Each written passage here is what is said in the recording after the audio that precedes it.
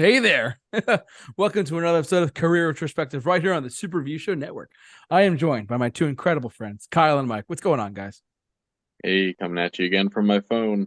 Hopefully last Yeah. week. Yeah, you guys ready to eat some meatloaf or what, man? Oh, I boy. mean, I mean, listen to some or review some meatloaf. That's what I we're don't doing. know. Meatloaf taste test. Yes, the meatloaf Yes, cake taste test. test. Exactly. Yeah, So as the get them title, views. Jesus Christ.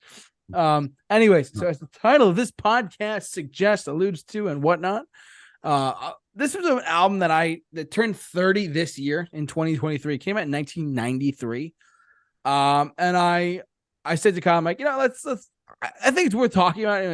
It's a much harder rock album than the predecessors in his career. But tonight we're talking about Meatloaf's "Bad Out of Hell" 2 from 1993. This one was I'm gonna go first if that's okay, because I really want to this was an album that to me was it took a while for me to break into it because Meatloaf's a guy. He was, excuse me, he could rest in peace, of course, Marvin Lee a day, Meatloaf himself, but he was known for his operatics, with Jim Steinman as the writer of all of his songs, and he was just the rock opera singer that he was. But this album was the sequel album to Bad Out of Hell from 1977, which went on to become one of the best-selling albums of all time. Up until this point, you had records like "Dead Ringer for Love," which was 81 or 82, if I'm not mistaken. And there was another album in the 80s. I forget which one it was called specifically, but Jim Simon and me kind of parted ways, and they came back together for this record. It does contain the hit single "I Do Anything for Love, But I Won't Do That," which I'm sure we'll talk about in a little bit about that song and whatnot. But yeah, this is a record that really, like, for 1993, coming off of the heels of some disappointing records in Meatloaf's career without Jim Steinman in writing or being a part of him whatsoever, they really went back into hell, pun intended, to make this record. And it really does show, to me at least, their songs on here that are much harder edge, like guitar wise and sound wise and a production wise. I'm gonna get over to the track list in a second, but just a record that I really enjoy quite a bit more than I thought I did. So leading up to this review, I was like, yeah, let's talk about this one because it turns 30 years old this year. It was a commercial success. It sold over 14 million records worldwide. It debuted on the Billboard 200 #1, and as I said, it contains the hit song "I'd Do Anything for Love, But I Won't Do That." My track listing as follows here. I'm gonna read them off really quick to you. "I Do Anything for Love, But I Won't Do That." Guest stars by Lorraine Crosby. I think Mike and I talked about her at work one day, actually. Um, "Life is a Lemon and I Want My Money Back." "Rock and Roll Dreams Come Through." "It Just Won't Quit." "Out of the Frying Pan and Into the Fire." "Objects in the Rearview Mirror may appear closer than they are." "Wasted Youth." "Everything Louder Than Everything Else." "Good Girls Go to Heaven, Bad Girls Go Everywhere." The instrumental "Back into Hell." And Lost Boys and Golden, it kind of fades into Lost Boys and Golden Girls. This is a long record. So if you're listening to us and you're watching us, whatever, and you're not into like long songs or long albums, this might not be one for your taste or liking. But it's outside of the hit single, the radio edit of "I Do Anything for Love." This, it had some other good songs on there, but it's just, if you're not into long songs, then I don't recommend this personally. But if you are into like operatic and long, drawn out segments of songs and whatnot, then go for it. This might be for you, actually. I'm going to do something I've never done before in this show. I'm going to rate every song 1 out of 10 because I actually did some hardcore homework for this one, especially. I know Mike's like, "Oh my God, he did it." Yeah, this is icon. This is a historical, iconical moment. I'm just making up words just to be Making up able to words take this in. just for this Yeah, moment. man. This is truly a word. We've done 71 episodes of our show, and I've never done this before. So, but here we go. "I Do Anything for Love, But I Won't Do That." At 12 minutes long, this is a 10 out of 10 song. I love this song. I don't listen to the radio edit when I go on Spotify or go on YouTube. I actually listen to the full 12 minutes, and it takes up a lot of my time. But I do love that cut so much. And for those of you who don't know, but I won't do that part. He's not gonna cheat on you. That's the whole bit of the song towards the end of it. Just saying, the people have gone on record like, "What's the I don't do that part?" They don't explain it. They actually do. It says, So actually, her taxes. They actually, exactly. yeah, he's really Milof's not big on financial, kind of Yes. number Marvin Day, crunching. So he was not that big on yeah. doing his taxes, whatever. Regardless, though, 10 out of 10 track, truly a. And I actually watched. Just want a side note as well. I saw the Neverland Express with their new singer who like replaced Meatloaf recently, and they played all 12 minutes of this song live, and it was awesome. It was so cool. I saw them back in April. It was really cool. If you have a chance to see Bat, the Neverland Express, just want to put that out there. It's still his Meatloaf's band without him singing because he's dead. But there's a new singer from American Idol. I think the guy's name is Caleb Johnson. He actually sings all these songs for you. It's a unique thing to see. Next track is "Life Was a Lemon, I Want My Money Back." There's something so sarcastic about these lyrics. This is a 10 out of 10 track as well. There's a couple 10 out of 10s right off the bat here. You go from "I Do Anything for Love," but I went to that, which is like a power ballad, but really long. Then you get to "Life Is a Lemon," and the chorus kicks in, the guitar kicks in, and it is banging rocking. I love this song to death, and I forgot how much I loved it listening to it again. Great track, 8 minutes of just pure unadulterated teenage angst and rage in one song. It's great. Love to see it. Rock and Roll Dreams come through. Actually, another 10 out of 10 for me. This song is I used to skip "Life Is a Lemon" and go straight to this song, but then as I for whatever reason, I love like the choir in the background. I love the different stuff, different feelings of like in the song itself. And it's still a Meatloaf rock song. It's still a great song. But to me, it's like I used to skip "Life Is a Lemon," but now back to back, 3 out of 3 are here, 10 out of 10 for all three of these. "I Do Anything for Love," "Life Is a Lemon," and "Rock and Roll Dreams Come Through." 3 10 out of 10s for me right here off the bat. I love those 3 cuts right off the bat. Then you get into "I Just Won't Quit," which is not a bad song for me. It's a solid like 7 out of 10. Truthfully, it's not bad. It's just it doesn't hold the candle to the first 3 in my opinion. It's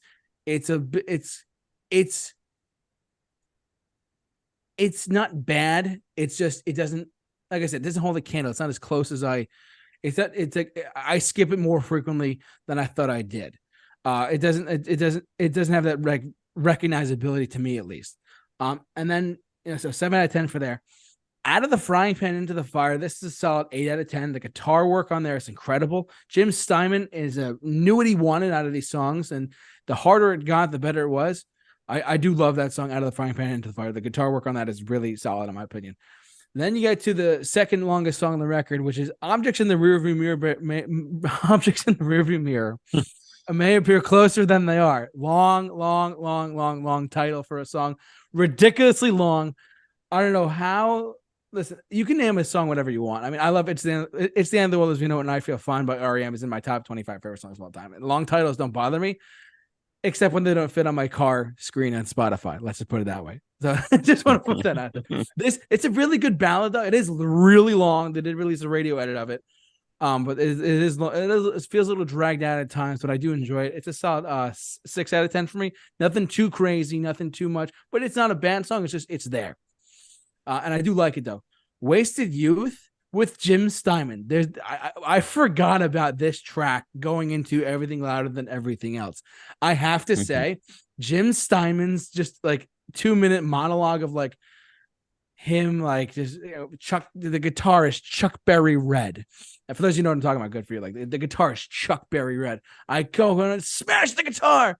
And damn it, Daddy, you've got a lot to learn about rock and roll." So iconic to me. Just Jim Steinman in his pure glory, like oozing with Jim Steinman everywhere, basically.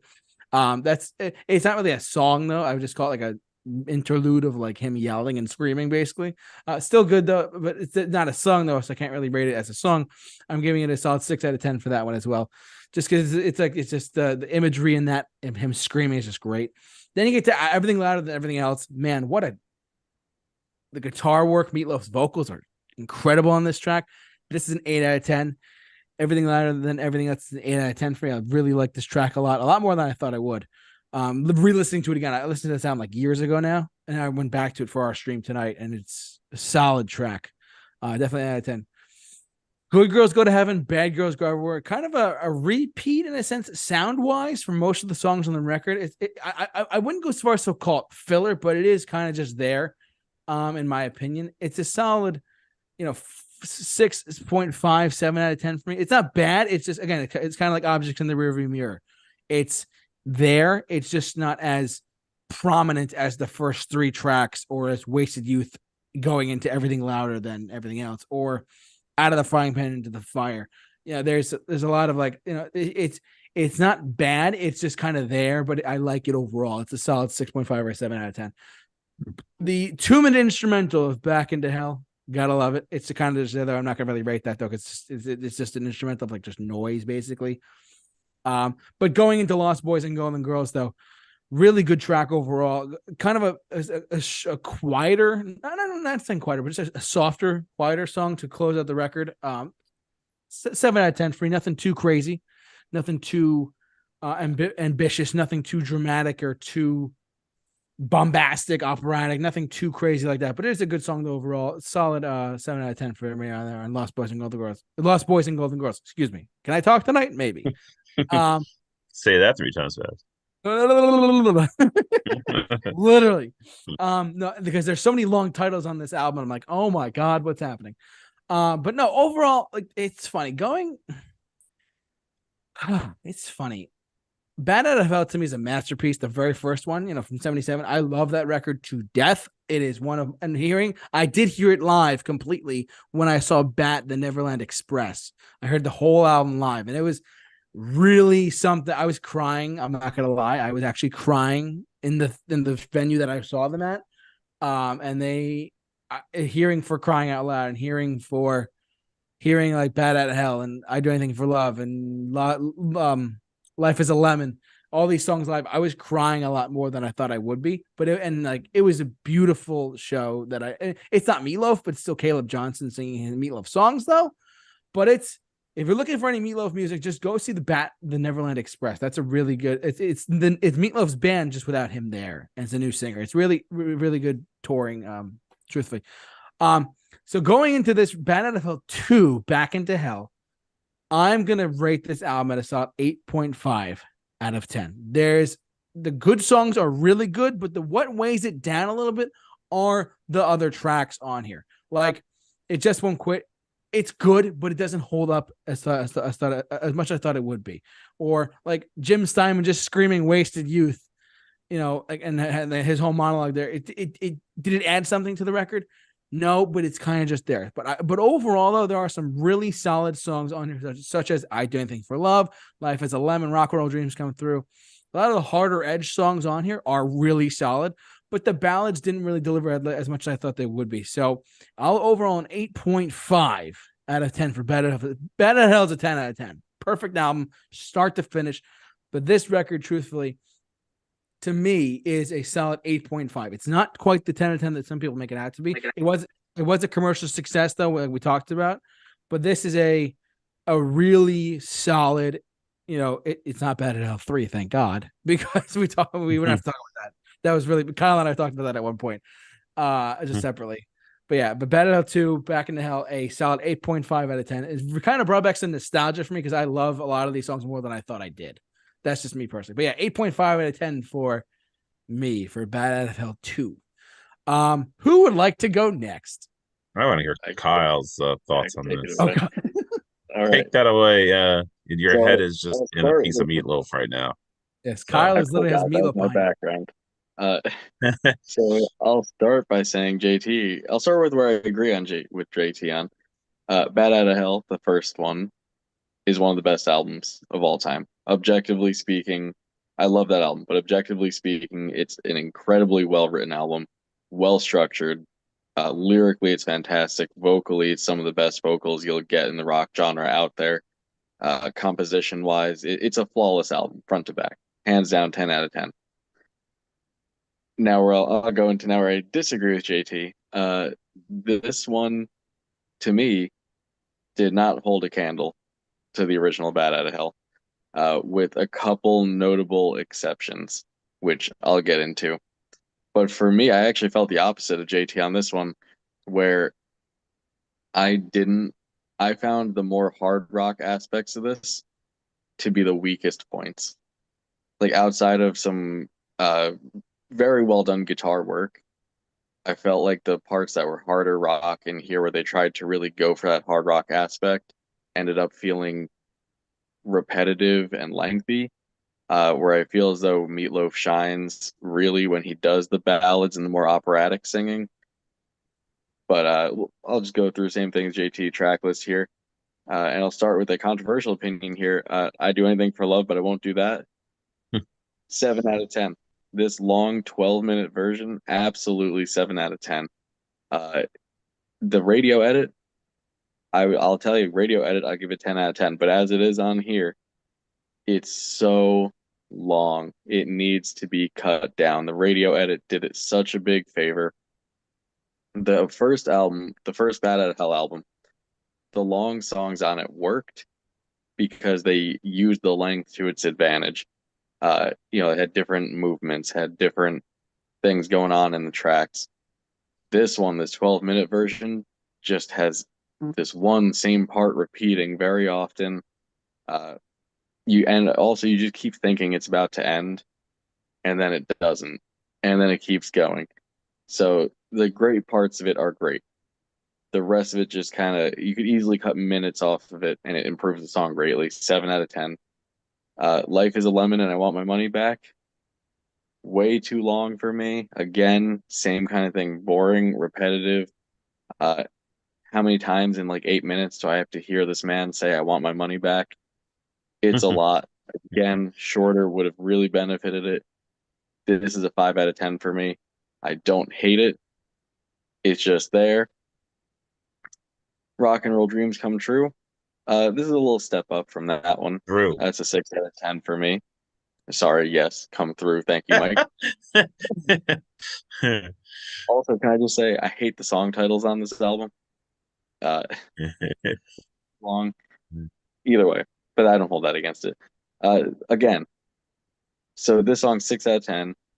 Has a memorable vocal hook. The melody on the chorus is nice. I like the saxophone solo in the middle of it there. And it didn't go on too long like the others. It's nothing too special, but it's not a bad song. 6 out of 10. And I'll agree with you here, JT. It Just Won't Quit is the lowest point of the album. By far and away, this is a 4 out of 10 for me. This was the most boring song yet. Did not need to be over 7 minutes long. Also, I don't know about you guys, but I don't think it'll quit. Do you think it'll quit? I don't think you could have said it any more in this damn song. 4 out of 10. My least favorite Meatloaf song I've heard so far, barring Bad Out of Hell 3. Out of the Frying Pan into the Fire, I actually completely agree with JT on this one. 8 out of 10.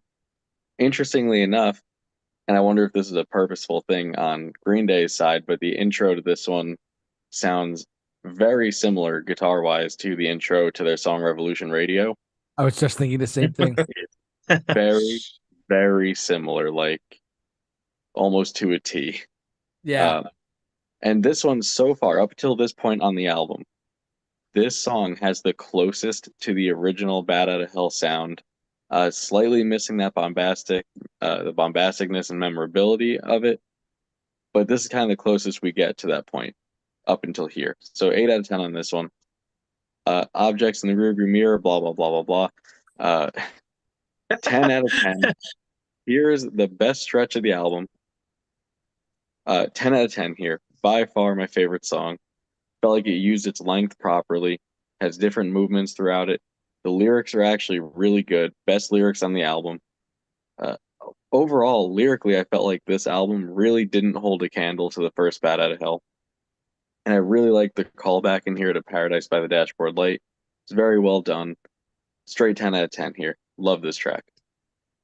But then we get to Wasted Youth, which, like JT, I don't really count this as a song, because it's not. I legitimately laughed out loud when this was going. What the hell is this? This serves no purpose other than him wanting to just yell about murdering people with a guitar and yelling about his daddy.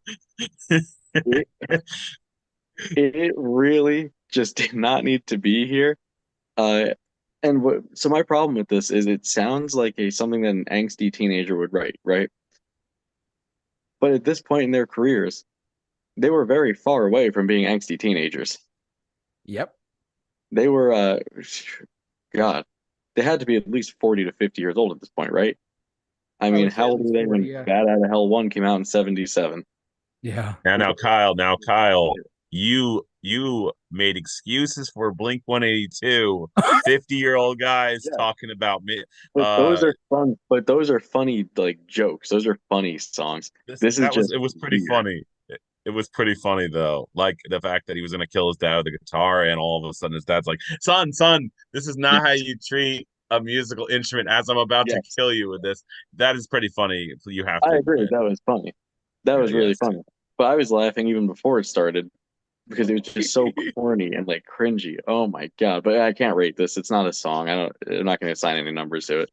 Uh, it does lead kind of nicely into Everything Louder Than Everything Else, which is the second standout track on this album for me. This is another 10 out of 10. It's a really great song. It's upbeat. This is kind of what I wanted from the album. This and Objects in the Rearview Mirror. This is really what I wanted to hear from Bad Out of Hell 2, and I really didn't get it. And then from here, the album just kind of goes on a downward spiral again, but not too bad. Like Good Girls Go to Heaven, Bad Girls Go Everywhere. Same issues I've had as the other songs. It's long. This is a 6 out of 10. It's repetitive. 6 out of 10. Back into Hell. I wish it did more, actually. I actually wish this was longer. Something I didn't think I'd say about any song from this album. This, I also think, and I'll kind of backtrack to this one. As it is now, this is a 5 out of 10. I'll backtrack. Lost Boys to Golden Girls. This is a 6 out of 10. It's a slow end. It's nothing special. It really doesn't feel like a song end capping an album like this. It really doesn't. I don't think the placement on the album works for it. So now I'll go to Back into Hell. This should have been the album closer. So what it does here, it has like that instrumental reprise of Good Girls, Go to Heaven. What I wish they did was make it longer and incorporate melodies like reprise, like the instrumentation of other songs throughout the album. Have it be longer, more movements that way, still as an instrumental, and just end it on a more epic kind of note than just kind of whimpering out on Lost Boys and Golden Girls. So, with that said, the album, yes, has some absolutely great songs on it. If you cut the lengths down on a lot of the songs, you have an even better album. You get rid of a couple tracks, it's great. Uh, Overall, song's way too long.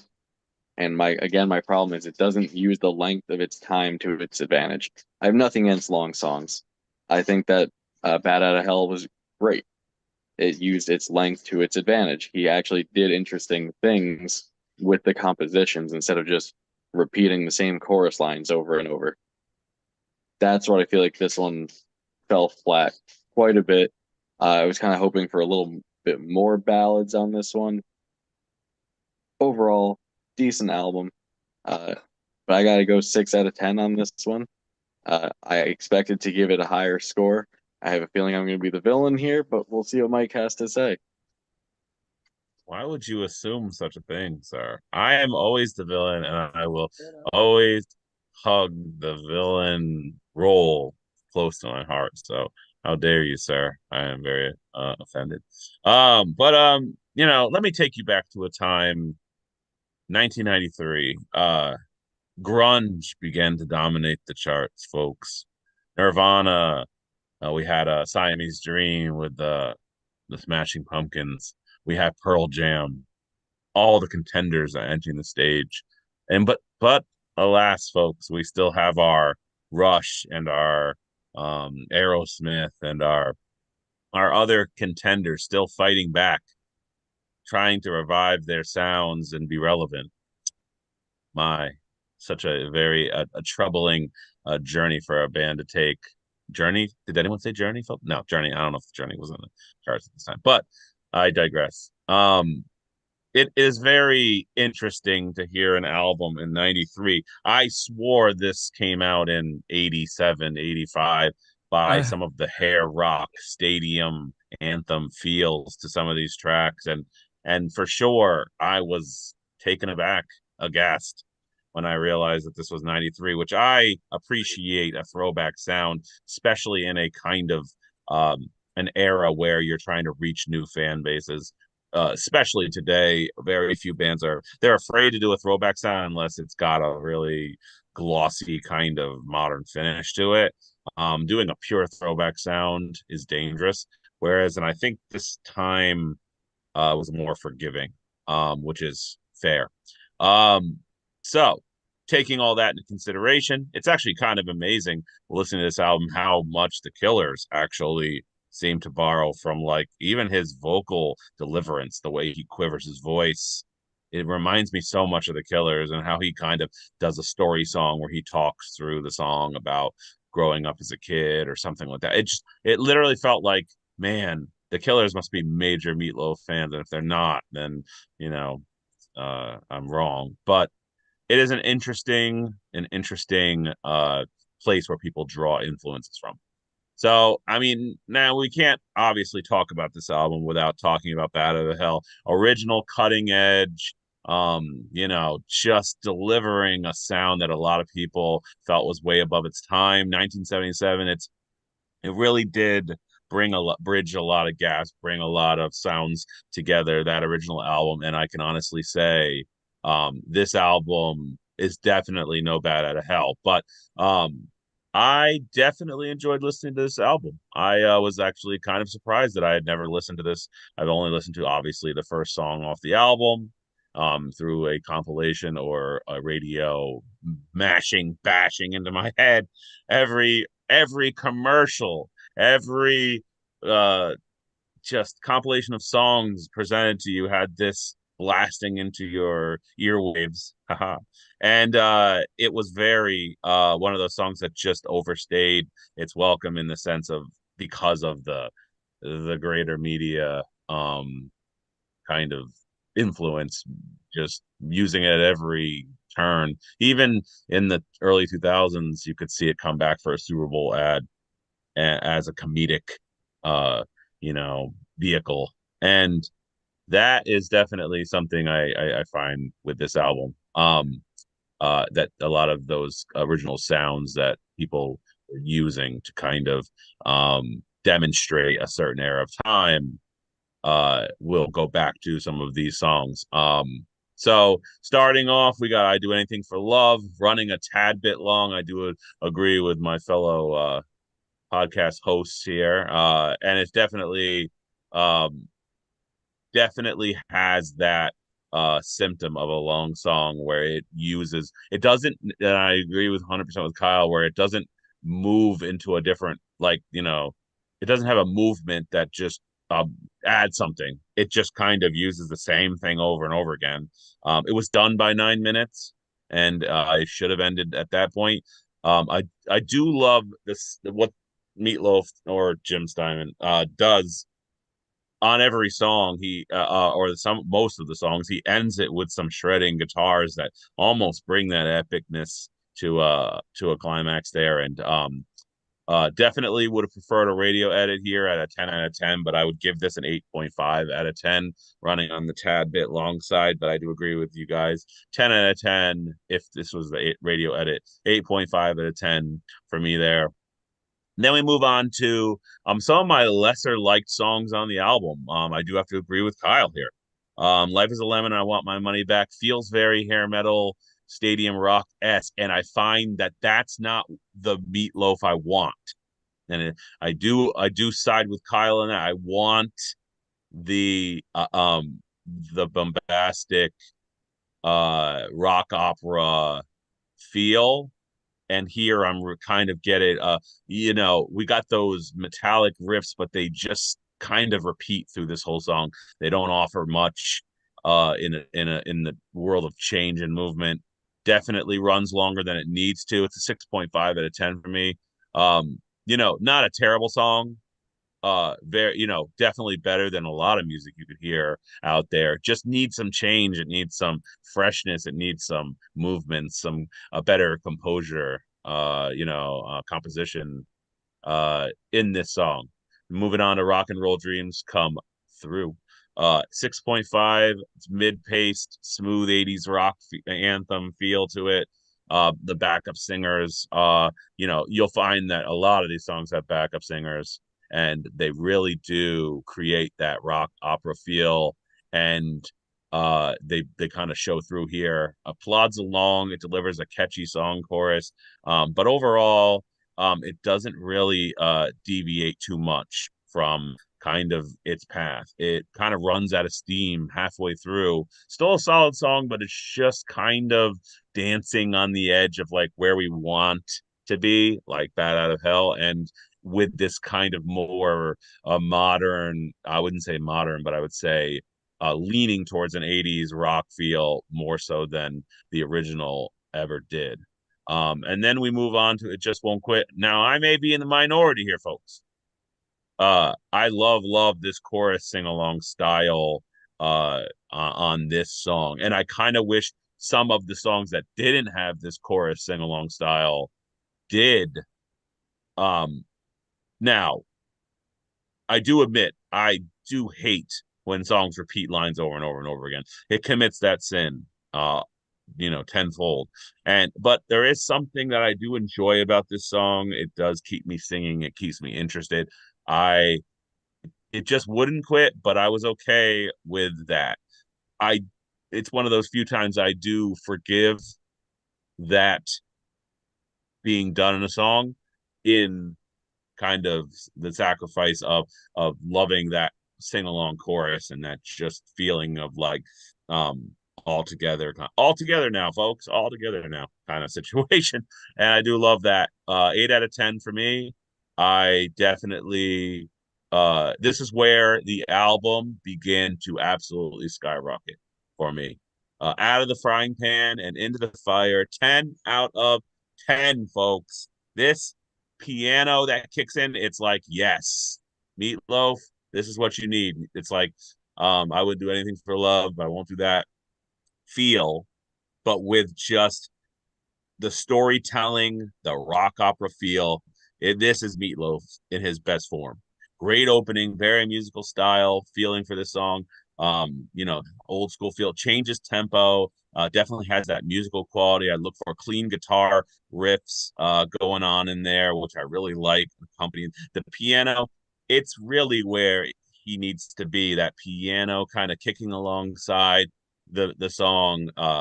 It goes at an energizing pace and it energizes me. So the piano really kicks ass here. I just love this song with the epic shredding that ended to bring it all home. 10 out of 10. And then we move into another 10 out of 10, folks. Objects in the rearview mirror may appear closer than they are. This song absolutely hit me in the feels, man. The lyrics are amazing. Kyle, stop agreeing with me. So I'm gonna warn you. Kyle, this is your first warning. Which if you two more, I'm just gonna have to show up at your house in the middle of the night with like a freaking baseball bat and just break all your windows in. I know that sounds extreme, but I'm an extreme guy with an Every time extreme we agree, it feels like there's like a tear in like the yeah. tear in reality. Yeah, I'm losing calcium in my bones, and I'm slowly withering into a lifeless husk. If you continue to agree with me, I'm not going to exist. So please, I don't appreciate it. So I mean, just I love the storytelling. I love the rock opera feel, the operatics of his voice. I'm right there with you. It really sticks near the backup singers, just they're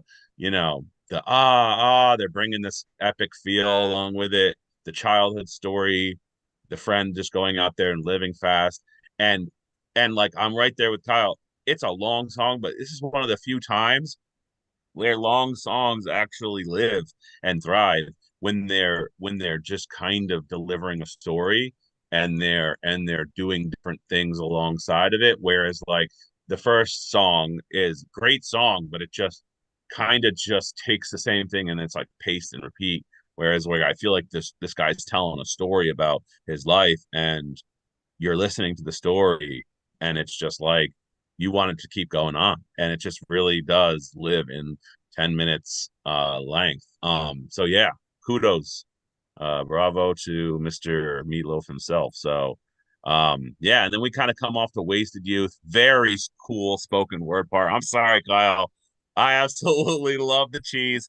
Give me more cheese, shred it onto my face. I'm here for it, folks. And this is a great spoken word part. It's got some funny parts in it, very clever use of words and just description. And I love that it has a comedy to it. Doesn't take itself too seriously. 100% love that. I love that it doesn't take itself too seriously and that it's being sarcastic or over dramatic. That's how kids are, and that's how you have a feeling of like that it's like taken from the eyes of a boy who's having a fantasy, who's he's killing people with his guitar, and it's red like Chuck Berry red and this and that. It's genius. It really is like one of those times when you're like you appreciate the name of the song and how it leads into the next part. And just that whole part where he's raising the guitar. I mean, amazing. 10 out of 10. Love it. I'm going to give it a 10, even though I don't usually rate things like this. But in this situation, I find that it brings character to the album. So, then we go into Everything Louder Than Everything Else.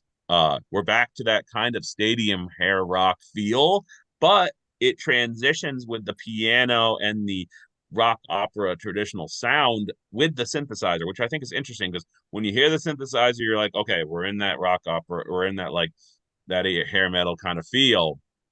But like this one kind of plays middle place. It doesn't do too much of one or the other, and it just reminds me vocally and cadence style of the Killers here again. Drags on a little too long. But 8.5 out of 10. I could go higher on this one. But I'm sitting at 8.5 out of 10 because it starts a little off and then it hits home there.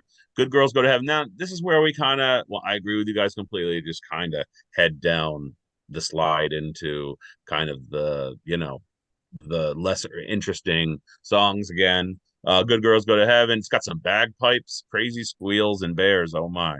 It was a very interesting start to a song.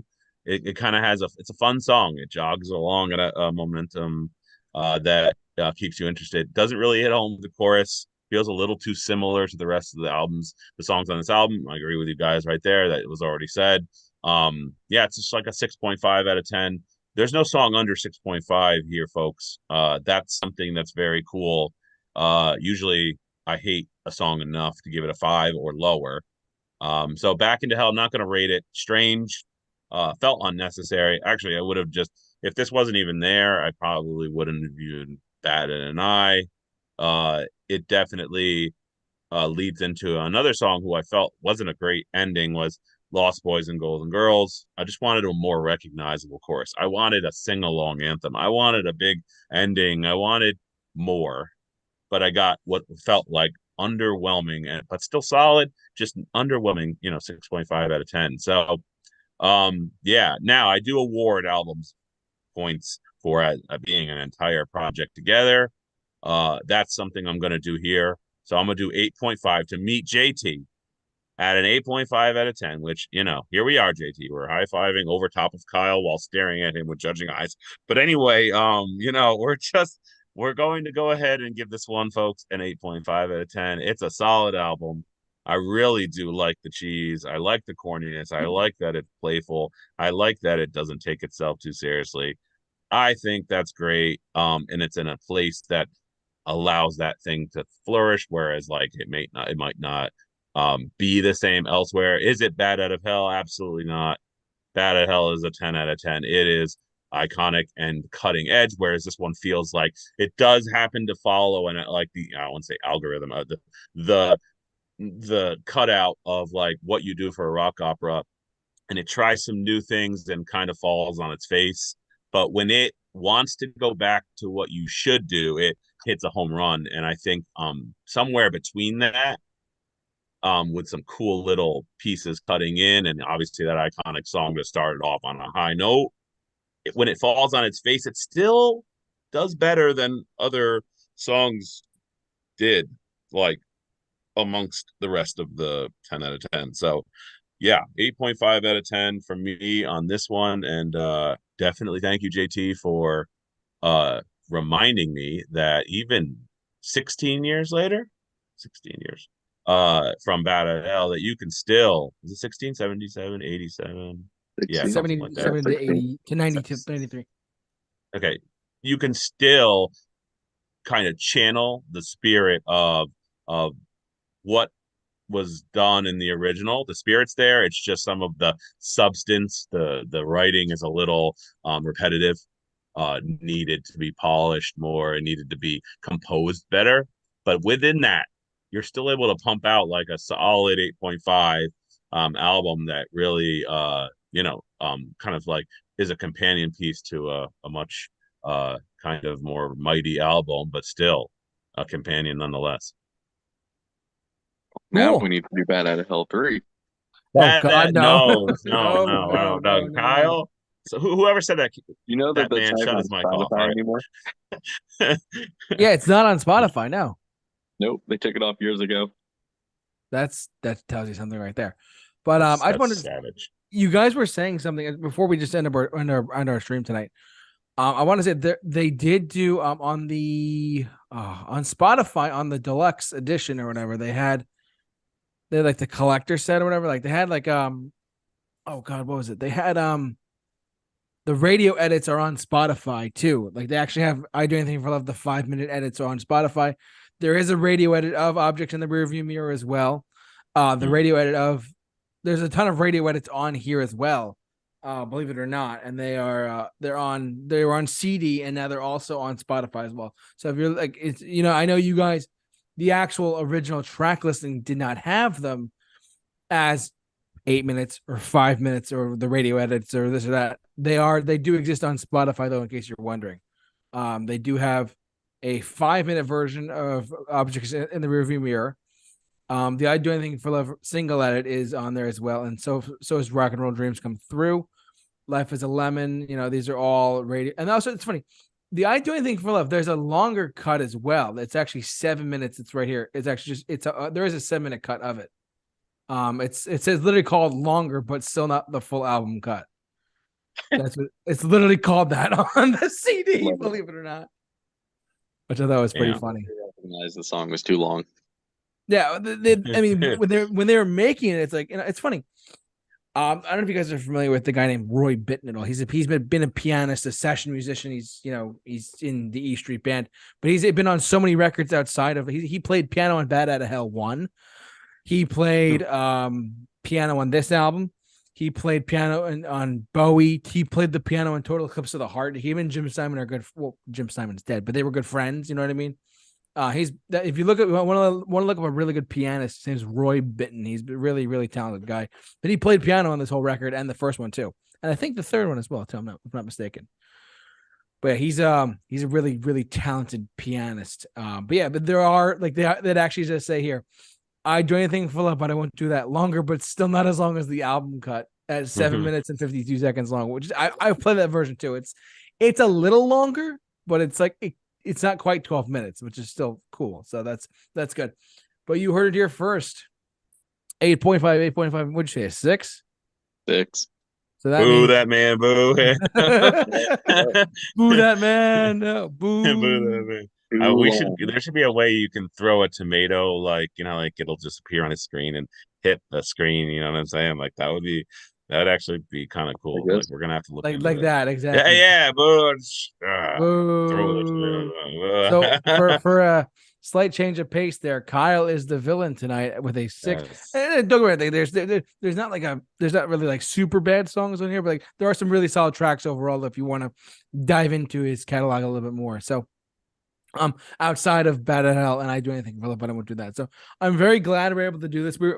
I was under the impression we were going to do this last week, but also I want to applaud JT rating each track by a number.